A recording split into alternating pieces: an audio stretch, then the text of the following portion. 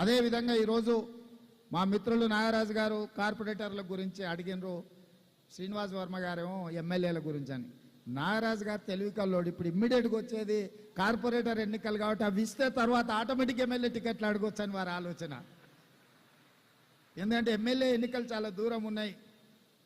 ఇమ్మీడియట్గా సంవత్సరం తిరిగే లోపల కార్పొరేటర్ ఎన్నికలు ఉన్నాయి.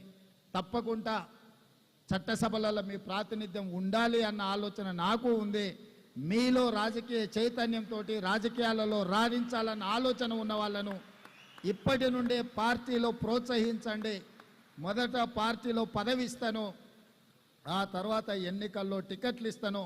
పిసిసి అధ్యక్షుడిగా, తెలంగాణ రాష్ట్ర ముఖ్యమంత్రిగా క్షత్రియ సోదరులకు నేను మాట ఇస్తున్నా. తప్పకుండా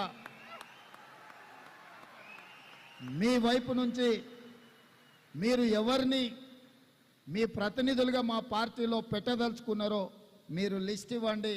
తప్పకుండా ఈ 1.5 year రాబోయే 4 సంవత్సరాలకు వాళ్ళని లీడర్స్గా గ్రూమ్ చేసి ఎన్నికల్లో తప్పకుండా అవకాశాన్ని కల్పిస్తా అని చెప్పి నేను మీకు మాట ఇస్తున్నా.